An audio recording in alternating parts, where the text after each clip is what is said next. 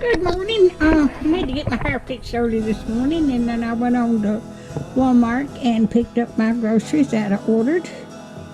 I've got a recipe. I've found a recipe that uses lemon cake mix and then lemon pudding. And it's called for lemon juice or lemonade, so I got some of that. And I got 10 pounds of sugar. And I'm just about out of coffee.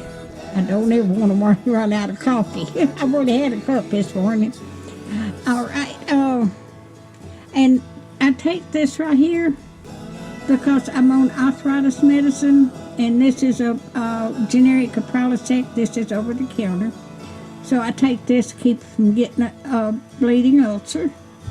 And I'd been wanting something sweet, and these were just $1 a piece at Walmart. So I got me 3 of them. I got enough to last me all week. Alrighty. And I needed some more milk.